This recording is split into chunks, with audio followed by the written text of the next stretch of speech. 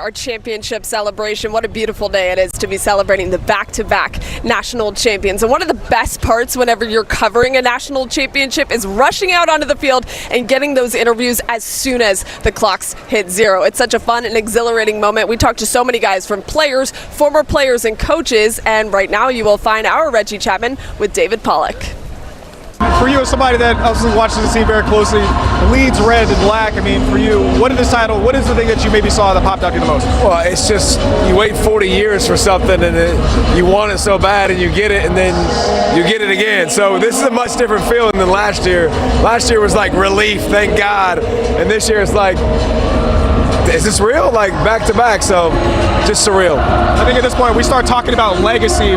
With Kirby Smart, he's got 2 titles to his name already. He's also still very young. I mean, what do you think this does for his overall legacy, and how much more do you think he can accomplish in his career?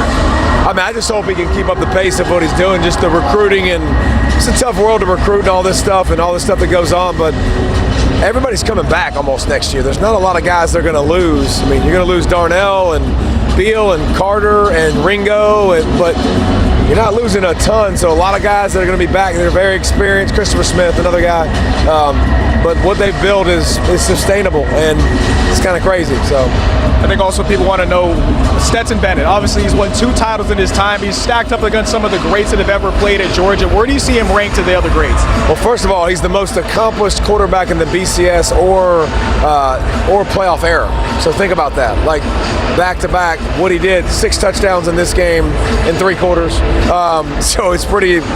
It speaks for itself. Just everybody counted him out, but he forgot to listen. Everybody else listened, but he didn't. I think my final question is, you take your analyst hat on, you just bring your fan hat in right now. How sweet is this for you to be able to watch your former team go out and win it again? It's silly. It's just silly. It's fun to cover the sport. You can't hide who you. I mean, in the end, you're going to cheer for your team, your squad. So I didn't expect this dominant of a game and this dominant performance, but to follow up a national championship, 15 guys drafted, a new team, and to go undefeated. It's silly, and it's just something that you wouldn't have believed would have happened. We always look for the wrong thing to happen, the shoe to fall on the other foot, and now it seems like it's going the other direction. It's really fun. That was our Reggie Chapman with Georgia great David Pollack. Such great insight there. It really is. He was throwing around the word legacy as well. You know, and what's so funny, when I think of David Pollack, I think of him as the football player. Of course. From a long time ago. Yeah. But now there's like this new generation who thinks of him as the game day guy and the ESPN analyst. It's true. Like I said, Georgia great, but I think that a lot of people forget that, obviously, because they see him every single Saturday doing great things on the national level. And what's really crazy is our guest today, Russ Peter, knows him just a little bit. Yes, it is. Look, okay, this is a PG program, so you guys were college roommates. Say, some PG stories about him. What was it like rooming with David? Yeah. Yeah, they're all. What can you say? Be careful. But it was a wild deal. Yeah. Because he would think we would do mat drills, which was our off-season conditioning thing. Yeah. And he used to make me so mad because I need my sleep. Like I'm a fat lineman. I need to rest. He would set the alarm to go off at 2:30 a.m. No way. And it was time to get like, you're late. And he did that. We lost our remote one time, so we cut a piece of bamboo to change the channel on the TV.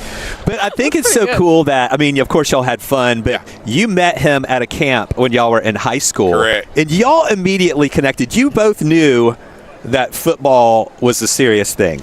Well, yeah, we knew football was a serious bit at that time. Yeah. It's hilarious because the way we met, I didn't like him. He was trying to beat me in stretching, trying to stretch better than I was. I was like, who is this jerk? Who was better? I'm sure he was. He's ridiculous in everything he does.